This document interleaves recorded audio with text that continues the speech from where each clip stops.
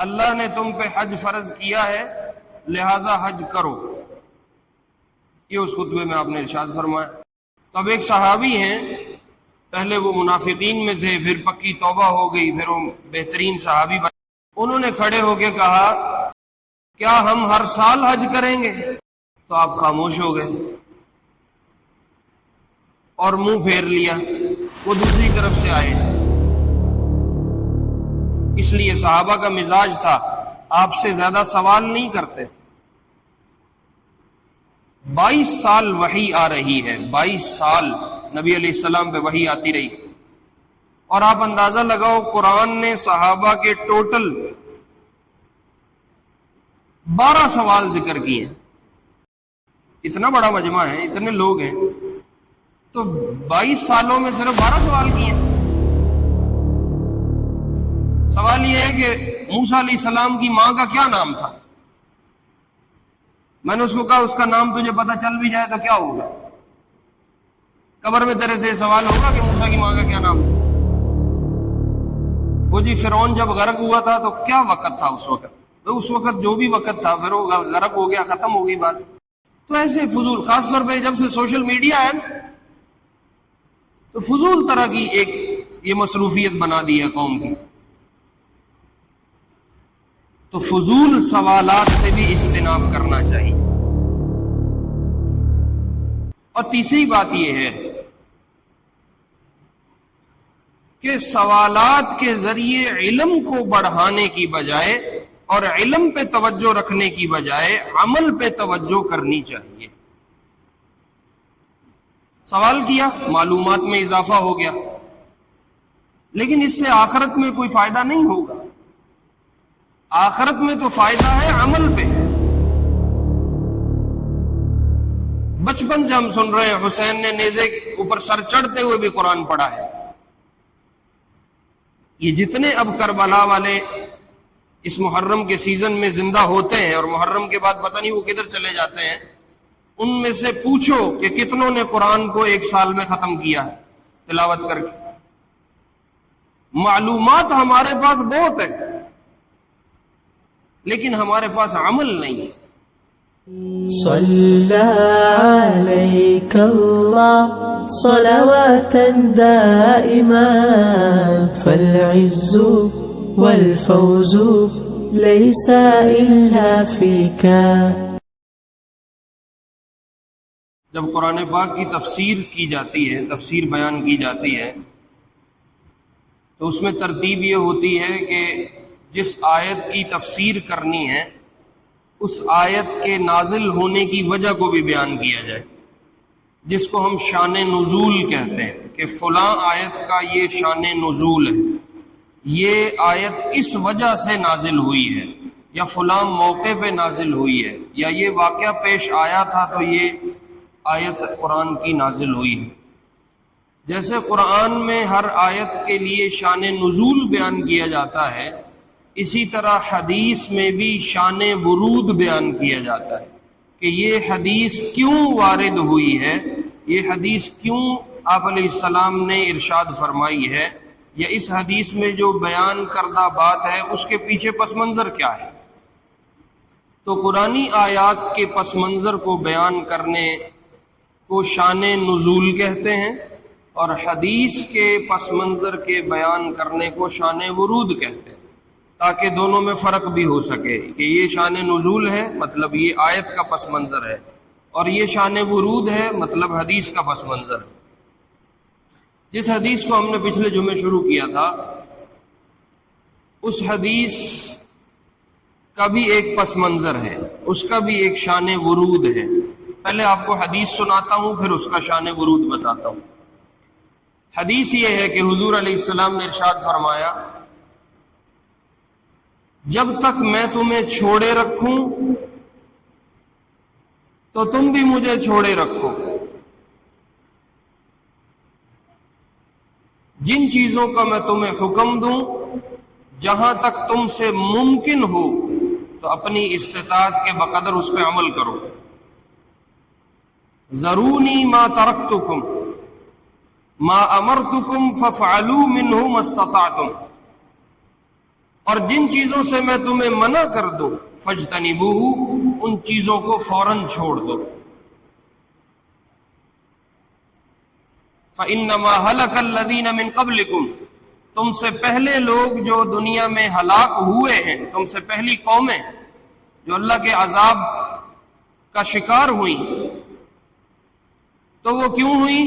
فرمایا بکثرت سؤالہم واختلافہم علی انبیائہم، ایک تو وہ بہت زیادہ سوال کرنے والے تھے، بات بات پہ سوال کھڑا کر دیتے تھے، اور دوسرا نبیوں سے حجت بازیاں کرتے تھے۔ ان دو وجہوں کی وجہ سے تم سے پہلی قومیں اللہ کے عذاب کا شکار ہوئیں اور ان کو ہلاک کیا گیا۔ یہ تو ہے حدیث۔ اس حدیث کا ایک پس منظر ہے، وہ پس منظر سمجھ آ جائے تو پھر یہ حدیث اچھی طرح سمجھ آ جائے۔ ہوا یہ کہ حجۃ الوداع کے موقع پہ یہ آیت نازل ہوئی، للہ علی الناس حج البیت من استطاع الیہ سبیلا، حج فرض ہو گیا۔ تو آپ نے خطبہ ارشاد فرمایا اور کہا ایھا الناس ان اللہ فرض علیکم الحج فحجوا، لوگو اللہ نے تم پہ حج کو فرض کیا ہے لہذا حج کیا کرو۔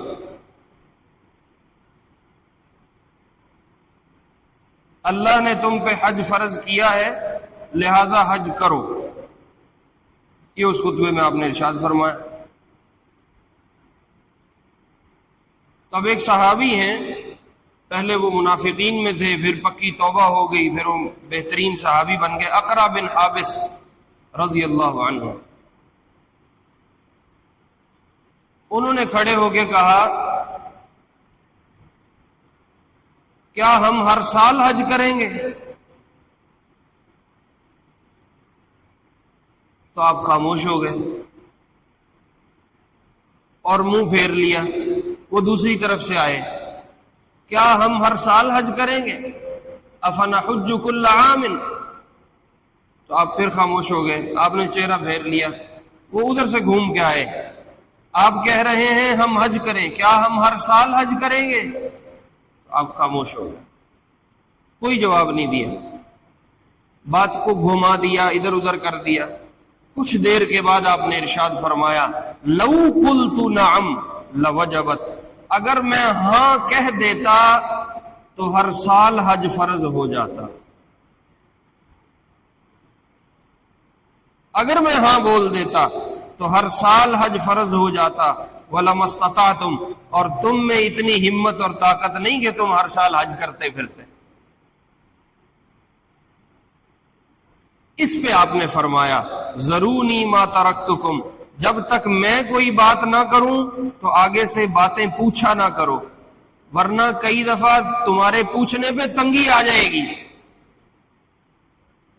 آسان بات ہے، حج کرو، جی ٹھیک ہے ہم حج کریں گے، ایک دفعہ کر لیا کافی ہو گیا، ہمت ہو پھر کر لو، ہمت ہو پھر کر لو۔ اس کو پوچھو نہیں کہ یہ شریعت کا حصہ بن جائے گا اور کل تم پھنس جاؤ گے۔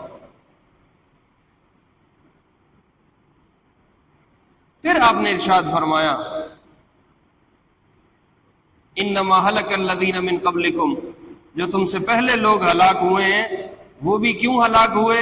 بکثرت سؤالہم، اس لیے کہ وہ بہت زیادہ باتیں پوچھنے لگ جاتے تھے، پھر پکڑے جاتے تھے، پھر پھنس جاتے تھے۔ مثال کے طور پہ آپ نے قصہ سن رکھا ہے، بنو اسرائیل میں ایک نوجوان قتل ہو گیا، اب قاتل معلوم نہیں ہے کون ہے، تو وہ سارے اکٹھے ہو کے آئے، یہ قبیلہ الزام لگا رہا ہے اس پہ، وہ قبیلہ الزام لگا رہا ہے ان پہ، آپس میں لڑائی تک نوبت پہنچ گئی۔ وہ اکٹھے ہو کے موسیٰ کے پاس آئے علیہ السلام، ہمارے درمیان فیصلہ کرو، ہمیں قاتل کا پتہ کر کے دو، تم اللہ سے باتیں کرتے ہو۔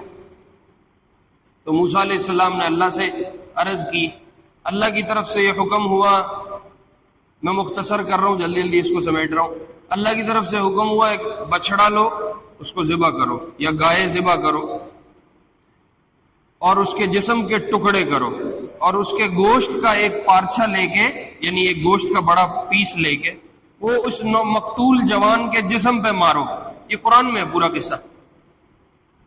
یہ جب مارو گے تو جوان کی لاش بولے گی اور بتائے گی اس کو کس نے قتل کیا. اب اصل میں بنو اسرائیل بچڑے کی اور گائے کی عبادت شروع کر چکے ہیں اور وہ ان کے دل میں جگہ پکڑ چکی ہے, اور وہ اب ان کے لیے گائے کا اور بچڑے کا ذبح کرنا مشکل ہے. اللہ اس کا علاج کرنا چاہتے ہیں, ورنہ تو اللہ چاہے وہ مردہ بول کے بتا دے, اس میں گوشت کو مارنے کا تو کام ہی کوئی نہیں. لیکن اللہ وہ علاج کرنا چاہتے ہیں بنو اسرائیل کا. اب اللہ نے ڈال دیا کہ گائے ذبح کرو اور اس کے گوشت کو اس کے جسم پہ مارو, یہ بولے گا اور بتائے گا اس کو کس نے قتل کیا. تو اب کوئی بھی گائے پکڑتے, اس کو ذبح کرتے, اس کے گوشت کا پیس لے کے مارتے اور بات ہو جاتی. لیکن آگے مزاج ہے بار بار سوال کا. تو انہوں نے کہا ادع لنا ربک یبین لنا ما ہی, اللہ سے ہمیں پوچھ کے بتاؤ جس گائے کو ہم نے ذبح کرنا ہے وہ کتنی عمر کی ہونی چاہیے. اب خود پھنس رہے ہیں. تو اللہ نے کہا لا فارض ولا بکر عوان بین ذلک, ایسی گائے ڈھونڈ کے لاؤ جو نہ بالکل بوڑھی ہو اور نہ بالکل جوان ہو. اب پھنس گئے, اب وہ گائے تلاش کرنا مشکل ہو گئی. اب وہ کرتے کرتے کرتے مل گئی. تو اب اگلا سوال ڈالا ادع لنا ربک یبین لنا ما لونھا, اللہ سے پوچھ کے بتاؤ جس گائے کو ہم نے ذبح کرنا ہے اس کا رنگ کیا ہونا چاہیے.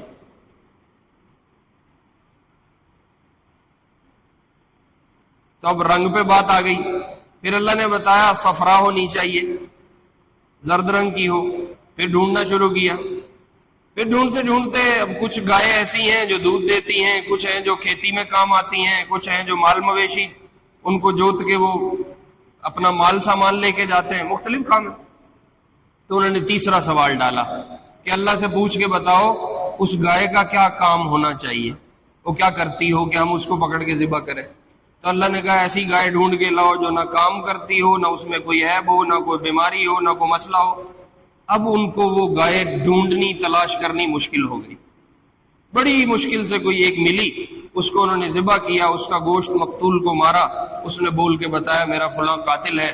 وہ پھر جھگڑا موسیٰ علیہ السلام نے نمٹایا.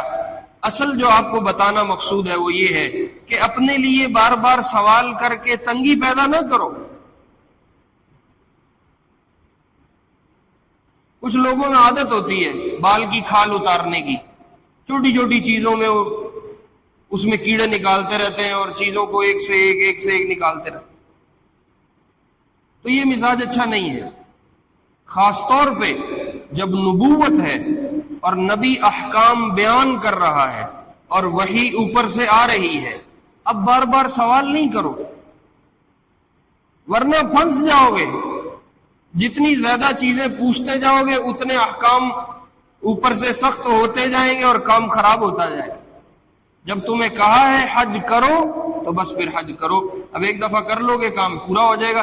کیا ضرورت ہے یہ پوچھنے کی کہ جی کتنی دفعہ کرنا ہے, جی ہر سال کرنا ہے, جی کتنی عمر میں کرنا ہے, جی اکیلے کرنا ہے کہ بیگم کے ساتھ کرنا ہے. اب جتنی چیزیں پوچھتے جاؤ گے اتنے پھنستے جاؤ گے. تو یہ آپ فرما رہے تھے ذرونی ما ترکتکم, جب تک میں تمہیں کچھ نہ کہوں, جتنی بات بول رہا ہوں جتنی رکھوں, تو اس سے آگے تم بھی نہ پوچھو اور اس سے آگے تفصیلات میں مت پڑھو. اس کے بعد آپ نے ایک بات ارشاد فرمائی کہ جو لوگ تم سے پہلے تھے وہ اپنے زیادہ سوالوں کی وجہ سے ہلاک ہوئے ہیں اور اپنے نبیوں سے حجت بازیوں کی وجہ سے ہلاک ہوئے ہیں. تو دو تین چیزیں اس میں بتانے کی ہیں. ایک بات تو یہ ہے کہ نبی کے سامنے تو زیادہ سوال اچھی چیز نہیں ہے, وہ نہیں کرنے چاہیے. اس لیے صحابہ کا مزاج تھا آپ سے زیادہ سوال نہیں کرتے. 22 سال وحی آ رہی ہے, 22 سال نبی علیہ السلام پہ وحی آتی رہی, اور آپ اندازہ لگاؤ قرآن نے صحابہ کے ٹوٹل 12 سوال ذکر کیے. اتنا بڑا مجمع ہے، اتنے لوگ ہیں، تو 22 سالوں میں صرف 12 سوال کیے ہیں۔ یسألونک عن الخمر والمیسر، یسألونک عن الاہلہ، یسألونک عن المحیض، اور اس طرح کے سوال قرآن نے ذکر کیے ہیں۔ اتنا بھرا مجمع ہے اور 22 سال میں ٹوٹل 12 سوال۔ وہ کیا ہے؟ وہ کہتے تھے خاموشی سے سنتے رہو، جو حکم آ رہا ہے کوشش کرو پورا ہو جائے، زیادہ سوال بازی مت کرو۔ اور ایک مزاج ہے فضول سوال کرنے کا، جس کا نہ قبر حشر سے کوئی تعلق ہے، جس کا نہ آخرت کی کوئی کامیابی ناکامی سے تعلق ہے، جس کا نہ کوئی دین ایمان سے تعلق ہے۔ یہ مزاج بھی اچھا نہیں ہے۔ یہ اب ہمارے ساتھ یہ پیش آتا ہے، رات 12 بجے 1 بجے فون آ گیا، جی مولوی صاحب میں نے وہ ایک مچھر مارا، اس کا خون میرے کپڑے پہ لگ گیا، میں اب کیا کروں؟ فون آیا، جی سبق پڑھا رہے ہیں، فون آ رہا ہے، کاٹ دیا، پھر فون آیا، پھر کاٹ دیا، پھر فون آیا، پھر میں نے کہا بھائی پتہ نہیں کیا مجبوری ہے، چلو سنتے ہیں۔ سنا، پوچھا، مولوی صاحب ایک سوال پوچھنا ہے۔ جی پوچھو۔ سوال یہ ہے کہ موسیٰ علیہ السلام کی ماں کا کیا نام تھا؟ میں نے اس کو کہا اس کا نام تجھے پتہ چل بھی جائے تو کیا ہوگا؟ قبر میں تیرے سے یہ سوال ہوگا کہ موسیٰ کی ماں کا کیا نام تھا؟ یا کوئی قبر میں کوئی چیز تیری حساب کتاب میں رک جائے گی اگر موسیٰ کا نام نہ معلوم ہو؟ یا کوئی آخرت میں پریشانی دیکھنی پڑے گی کہ موسیٰ کا نام، اللہ کے بندے میں سبق پڑھا رہا ہوں تو فون کاٹ رہا ہوں، چھوڑ دو ابھی۔ یہ کوئی اتنا اہم سوال نہیں ہے۔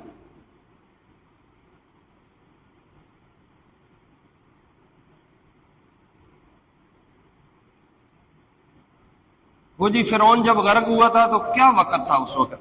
تو اس وقت جو بھی وقت تھا، پھر وہ غرق ہو گیا، ختم ہو گئی بات۔ تو ایسے فضول، خاص طور پہ جب سے سوشل میڈیا ہے تو فضول طرح کی ایک یہ مصروفیت بنا دی ہے قوم کی۔ تو فضول سوالات سے بھی اجتناب کرنا چاہیے۔ اور تیسری بات یہ ہے کہ سوالات کے ذریعے علم کو بڑھانے کی بجائے اور علم پہ توجہ رکھنے کی بجائے عمل پہ توجہ کرنی چاہیے۔ سوال کیا، معلومات میں اضافہ ہو گیا، لیکن اس سے آخرت میں کوئی فائدہ نہیں ہوگا۔ آخرت میں تو فائدہ ہے عمل پہ۔ تو توجہ زیادہ سوالات کر کے علم جمع کرنے کی بجائے، انفارمیشن اکٹھی کرنے کی بجائے زیادہ توجہ عمل پہ رکھنی چاہیے۔ ہمارا اس وقت سب سے بڑا مسئلہ یہ ہے کہ ہم انفارمیشن بہت جمع کر چکے ہیں لیکن ہمارا عمل بالکل کوئی نہیں۔ اس پہ ایک مثال دیتا ہوں۔ اللہ کے محبوب علیہ السلام سے ایک صحابی نے آ کے کہا، یا رسول اللہ قیامت کب آئے گی؟ تو ایک جواب آپ کا یہ ہو سکتا تھا کہ بھائی فلاں سن میں فلاں تاریخ کو صبح کے وقت میں جب لوگ سو کے اٹھیں گے تو اس دن اتنے بجے، 9 بجے، 10 بجے قیامت آ جائے گی۔ آپ یہ جواب دے سکتے تھے،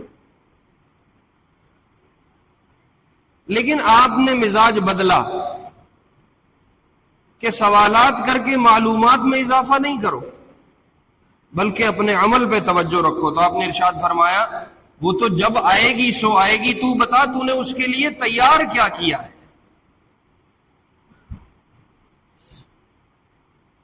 معلومات پہ توجہ زیادہ دینے کی ضرورت نہیں ہے، عمل پہ توجہ دینے کی ضرورت ہے کہ جتنا تیرے پاس علم اکٹھا ہو چکا ہے اس پہ اتنا عمل بھی ہے یا نہیں۔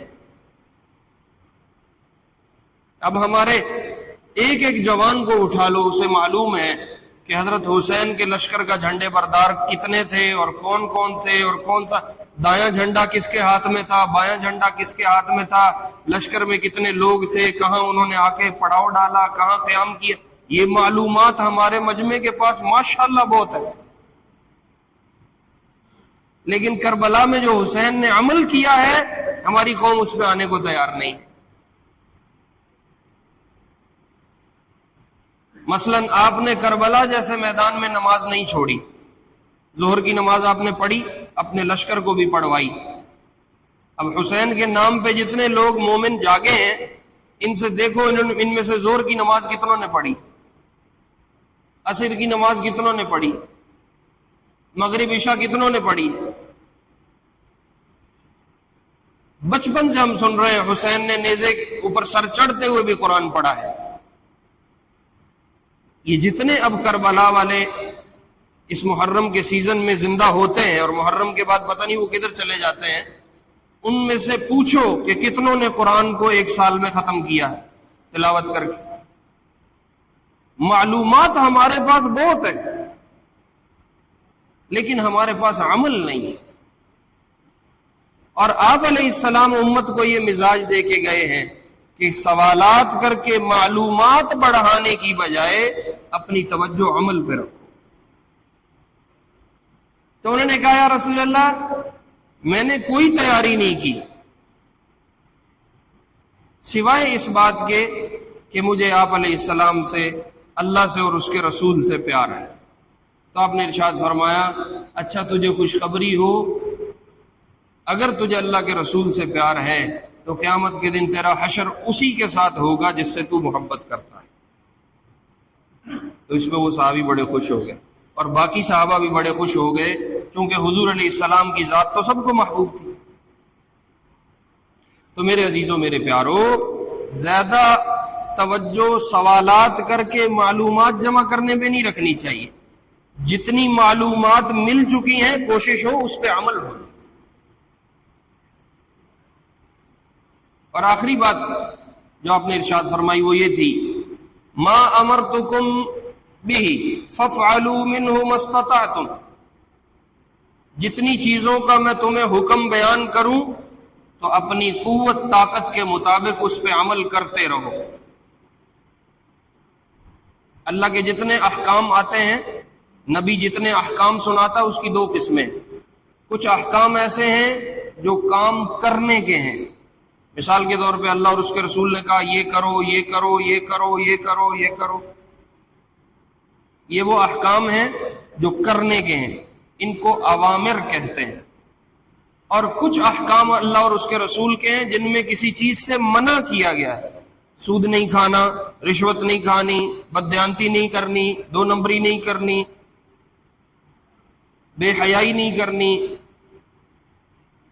تو جن چیزوں میں منع کرنے کا حکم آتا ہے ان کو عربی میں نواہی کہتے ہیں۔ تو اللہ اور اس کے رسول کے حکم دو طرح کے ہیں، اوامر ہیں اور نواہی ہیں۔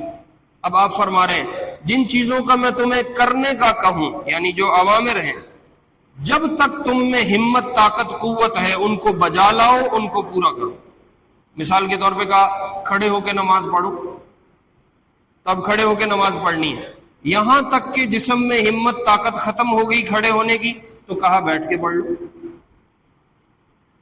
پھر جسم میں ہمت طاقت ختم ہو گئی، بیٹھ بھی نہیں سکتا تو کہا لیٹ کے پڑھ لو۔ پھر ہمت طاقت ختم ہوئی، اب لیٹ کے بھی نہیں پڑھ سکتا، کہا اشارے سے پڑھ لو۔ تو اوامر میں جب تک ممکن ہو اور جب تک ہمت طاقت اللہ دے کے رکھے ان حکموں کو پورا کرتے رہو۔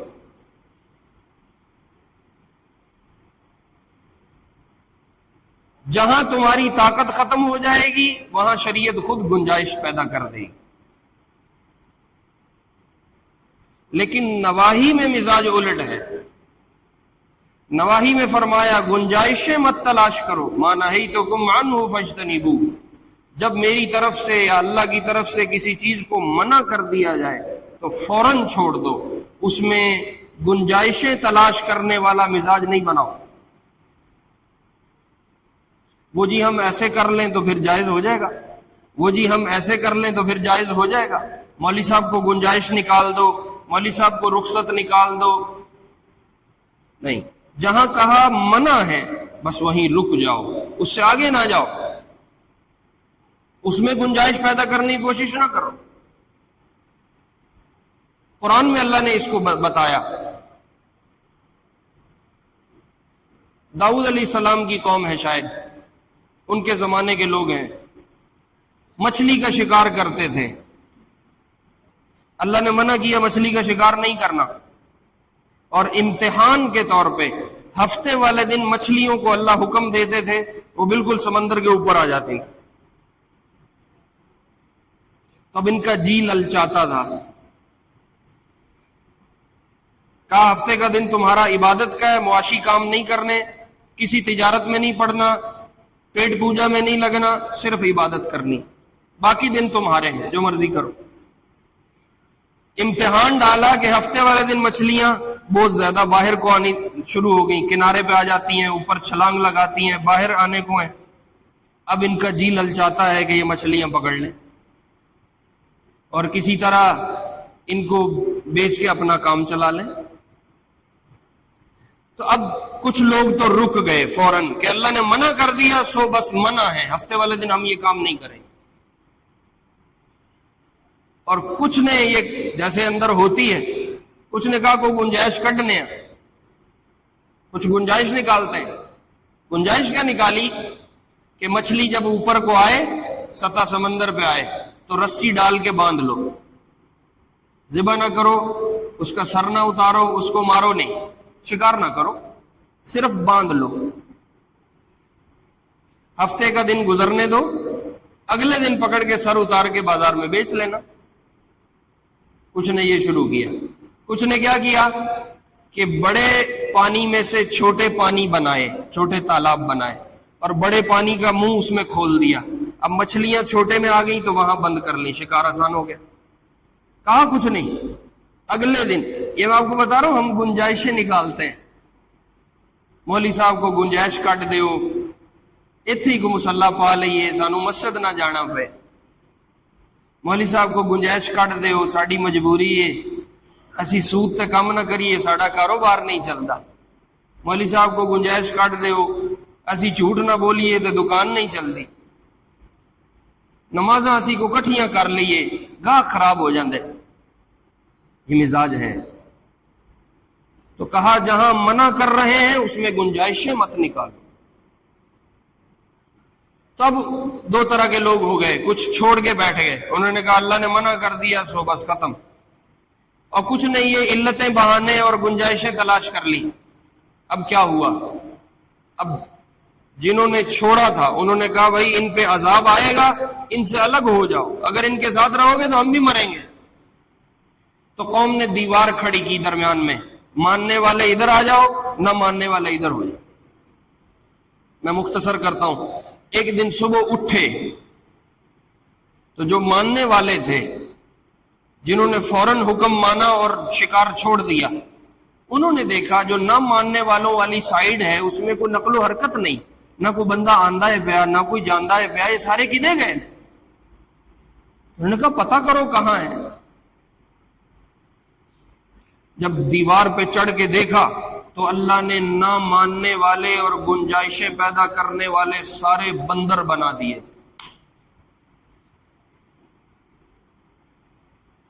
سارے بندر بنا دیے تھے۔ اللہ کا عذاب تھا۔ تو اس لیے مزاج امت کو یہ دیا ہے کہ جب حکم آ جائے تو اپنی طاقت کے مطابق لگے رہو، یہاں تک کہ تمہاری طاقت جواب دے جائے، تو اللہ کہتے ہیں اب خیر ہے چھوڑ دو۔ لیکن جب کسی چیز سے منع کروں تو پھر گنجائشوں میں نہیں جانا، پھر رخصتیں تلاش نہیں کرو، پھر چور دروازے مت تلاش کرو، پھر جب کہا منع ہے تو سو منع ہے، پھر اس سے باز آ جاؤ۔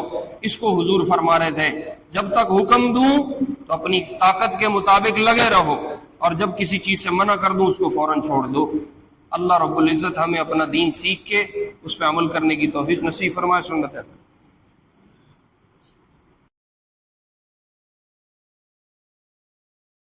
صلى عليك الله صلواتا دائما، فالعز والفوز ليس إلا فيك